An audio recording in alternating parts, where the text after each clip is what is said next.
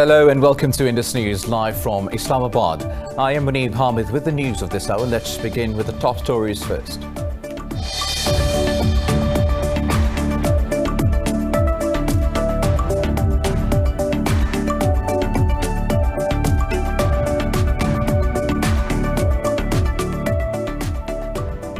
In New Zealand, a far-right terrorist who martyred 51 worshippers in 2 Christchurch mosques has been sentenced to life in prison without parole. Brenton Tarrant is the first person in the country's history to get this sentence. Earlier, Tarrant pleaded guilty to the murder of 51 people, attempted murder of another 40 and one charge of terrorism.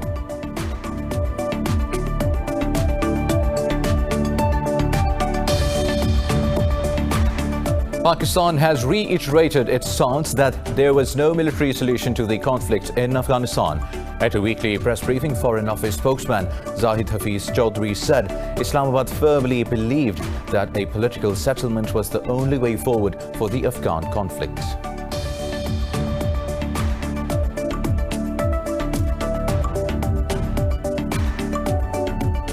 "75 people have been killed in an overnight attack by Boko Haram militants in Nigeria's northeastern town of Gwoza.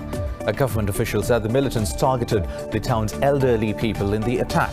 More than 50,000 civilians and security personnel have been killed by Boko Haram terrorists in over a decade.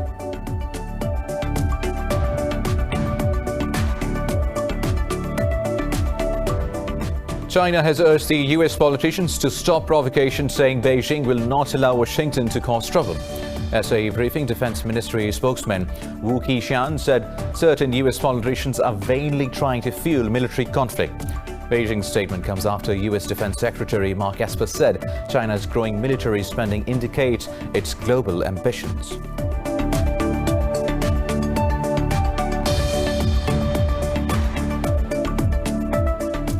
The coronavirus has infected over 24 million people, claiming more than 825,000 lives across the globe.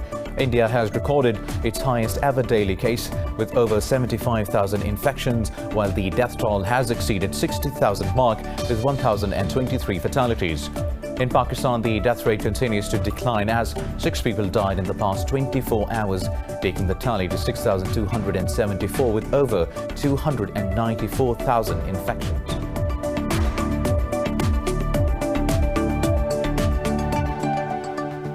News in detail after a short break. Stay tuned.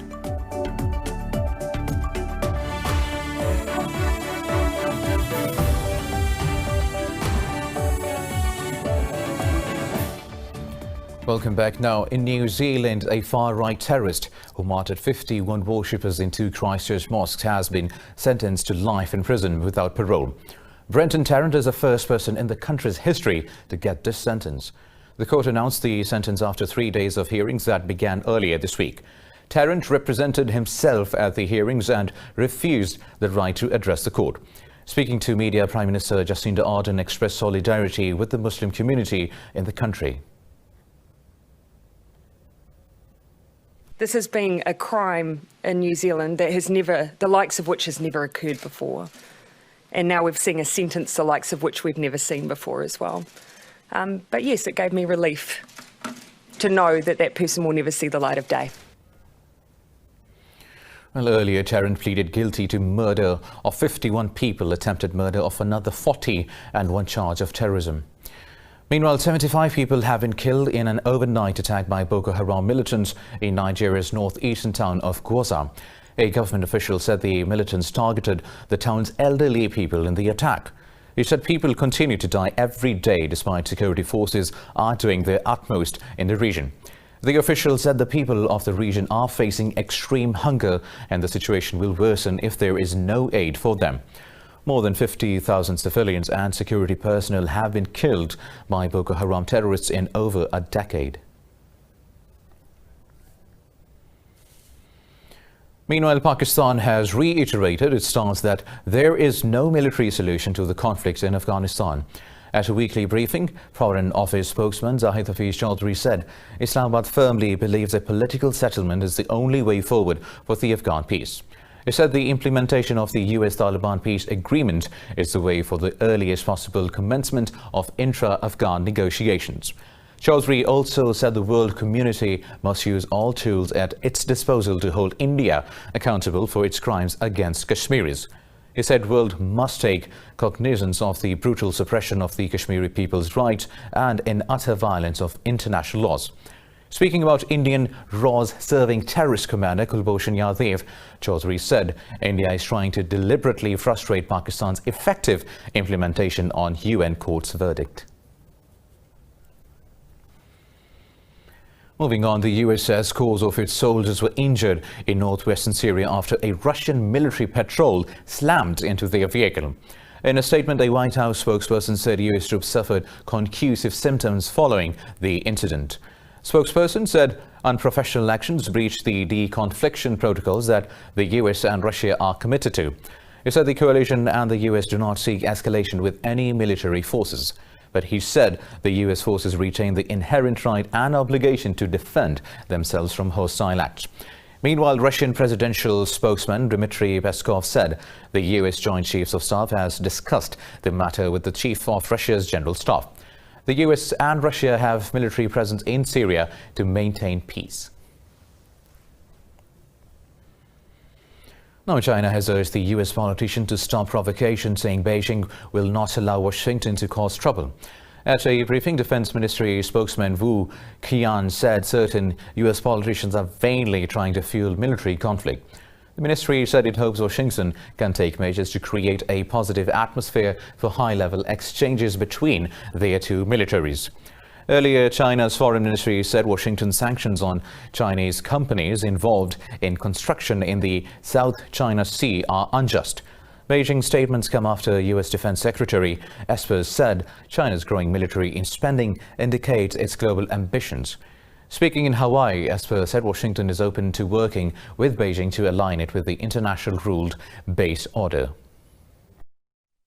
Southeast Asia is an important part of the world. We see Southeast Asia, particularly in the South China Sea area, is where China seems to be flexing its muscles the most and conducting some of its worst behavior. I've spoken before about the sinking of a Vietnamese fishing vessel, the coercion we've seen around denying countries their ability to extract minerals or petroleum, for example, from their economic zones. We see the intrusion of Chinese fishing vessels in territorial waters. So all these things seem to be concentrated in the South China Sea. Meanwhile, protests in the U.S. city of Kenosha in Wisconsin state continue for the fourth night following the shooting of Jacob Blake by a police officer. Demonstrators defied the 2-hour night curfew to hit the streets in eastern Kenosha County. Violence has occurred throughout the last 3 nights, with buildings set on fire and 2 people killed yesterday. Court officials say a teenager identified as Kyle Rittenhouse has been arrested and charged with homicide. The lakeside city has been rocked by civil unrest, to which President Donald Trump says he is sending federal forces to restore order. In a tweet, Trump said the nation will not stand for looting, arson, violence and lawlessness on American streets. But local media says National Guards are not present in the city's east side where the protesters have gathered. Meanwhile, Wisconsin's Attorney General Josh Kaul has named the officer who shot Blake.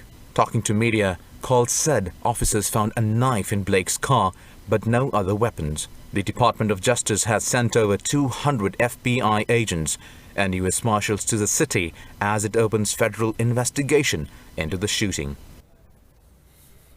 Well, U.S. Vice President Mike Pence has promised to preserve law and order and economic viability on the third night of the Republican National Convention in Baltimore. Pence warned the Americans against electing Democratic presidential candidate Joe Biden. Pence said, contrary to Biden's assertions, economic recovery and law and order were on the ballot, not democracy. He said Biden will do the bidding of the radical left and that the American identity was on the line in the elections. The vice president also slammed Biden over his proposal to reduce funding for the law enforcement, saying Biden's America will not be a safe place. He said US President Donald Trump will always stand with the police against the rioters in Minneapolis, Portland, Kenosha or anywhere else. Violence must stop, whether in Minneapolis, Portland or Kenosha. Too many heroes have died defending our freedom to see Americans strike each other down. We will have law and order on the streets of this country for every American of every race and creed and color. President Trump will address the convention on the fourth and final night of the Republican convention. Now moving on, Turkey says it's not creating instability in the Eastern Mediterranean. In a statement, Turkish Communications Directorate said President Tayyip Erdogan made these remarks in a phone call with US counterpart Donald Trump. The statement said the two leaders discussed bilateral and regional developments, particularly the Mediterranean. It said the Erdogan stressed that Turkey proved with concrete actions that it wants to reduce tensions and establish a dialogue on the matter. Meanwhile, Trump has also discussed the matter with Greek Prime Minister Kyriakos Mitsotakis in a separate phone call. The White House said Trump expressed concerns about rising regional tensions. Trump also urged both NATO allies to resolve the dispute through dialogue.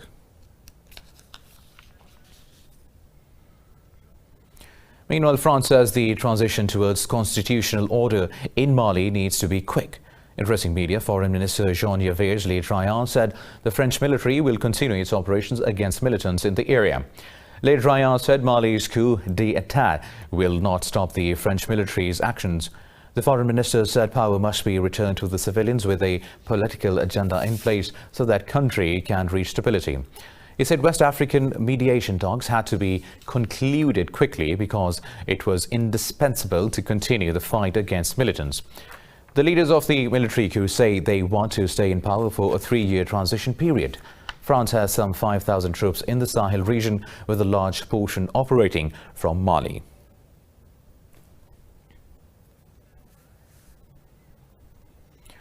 West African mediators have told Mali's military coup leaders to form a transitional government for a maximum of 12 months. In a statement, Nigeria's presidency said the transitional government must be led by a civilian or a retired military officer. It said the interim government will need to hold elections to restore full constitutional order. This comes after a meeting between Nigerian President Muhammadu Buhari and the head of a delegation from the regional bloc. Meanwhile, the EU has temporarily suspended its training missions in Mali following the coup that ousted President Ibrahim Boubacar Keïta. EU officials said the missions were meant for training Mali's army and police to stabilize the country. Moving on, NATO has called on Belarus to respect fundamental rights of citizens, including freedom of speech and right to protest.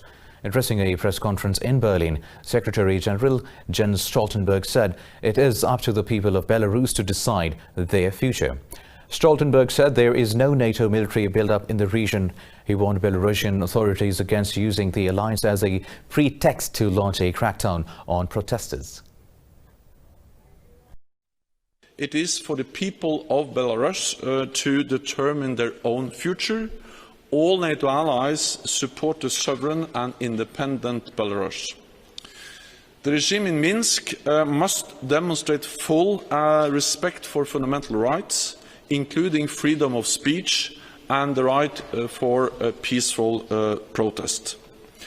NATO has no military build-up in the region, so any attempt to use that as an excuse to crack down on peaceful protesters is absolutely unjustified.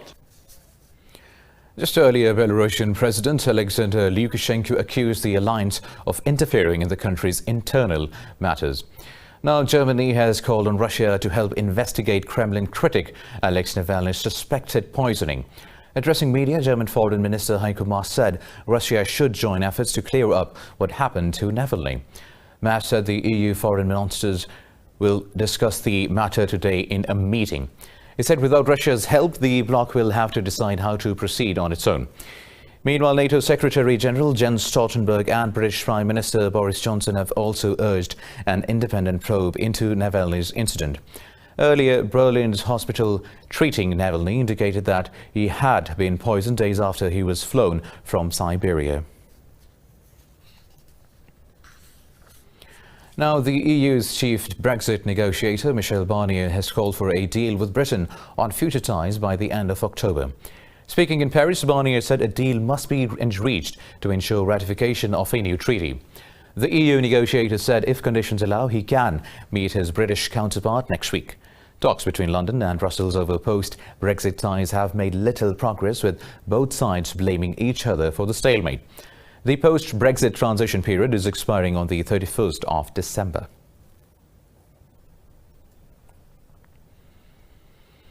Human Rights Watch says Lebanese security forces used excessive force against anti-government protesters after the Beirut port explosion.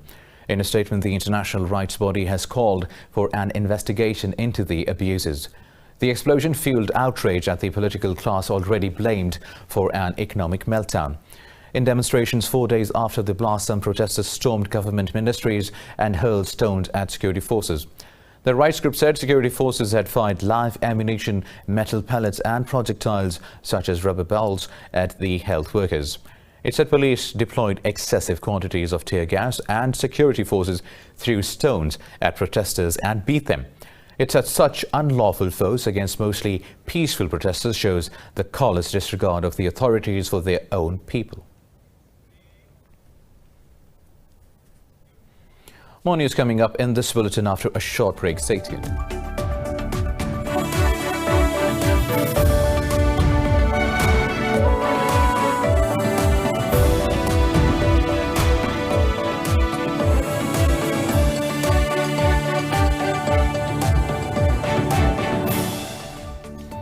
Welcome back now. The new coronavirus has infected over 24 million people, claiming more than 825,000 lives across the globe. India has recorded its highest ever daily cases, with over 75,000 infections, increasing the tally to over 3.3 million. Details in this report. As the Americas continue to struggle with COVID-19, the virus has also tightened its grip over India, the country of over 1 billion people. While the country breaks the record of new cases every other day, India's death toll has exceeded the 60,000 mark, with 1,023 fatalities overnight. In Latin America, Argentina has registered a record daily rise of more than 10,000 infections, while in Peru, healthcare employees protest over working conditions as the country's infection tally crossed 600,000. The U.S. state of California has announced to test 250,000 people for the virus every day. California is committing to a diagnostic testing partnership that will provide an additional 150,000 tests per day.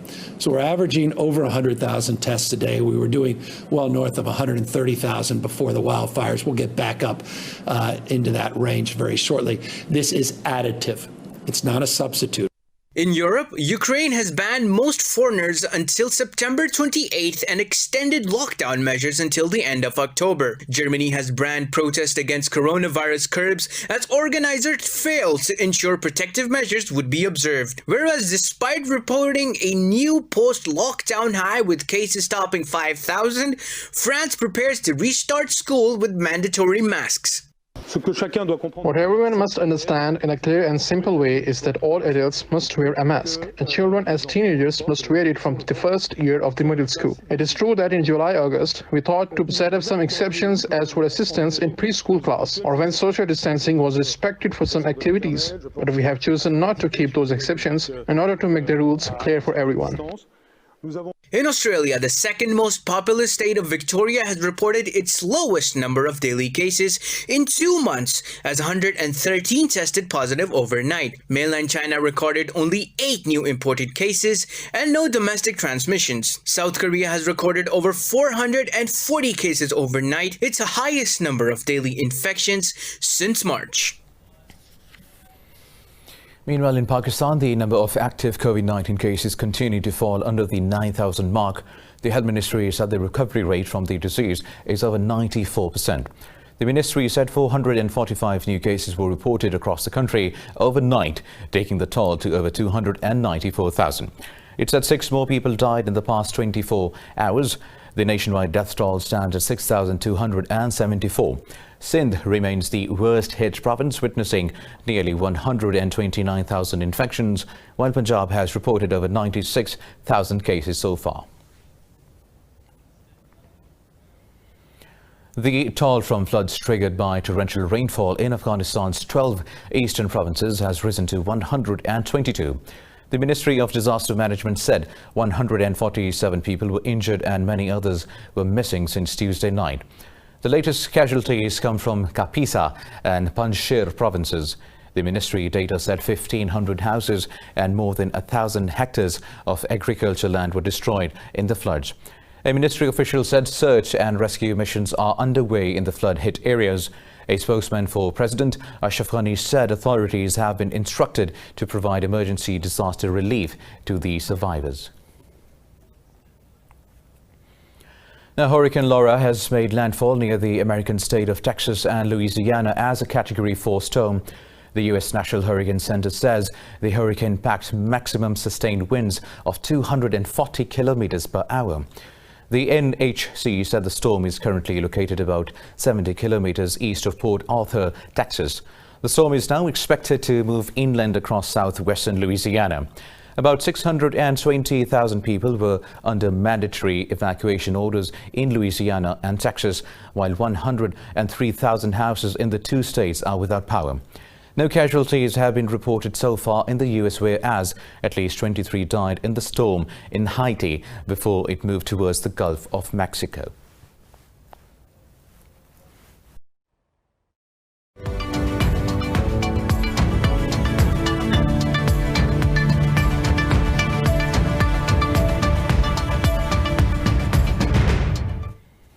Well, now European markets are trading in negative territory as investors focused on the forthcoming speech by the Federal Reserve Chairman Jeremy Powell. Investors await Fed's new pandemic-era tool to combat the economic impact of COVID-19 and foster inflation in the U.S. The Pan-European Stock 600 index has fallen a little over 0.25%. Frankfurt's DAX has fallen marginally. London's FTSE 100 has fallen more than 0.25%. Paris's CAC 40 has fallen by 0.5%. Earlier, Asian stock markets traded mixed as latest data showed China's economic continued to recover, with Shenzhen components leading the gains in mainland China.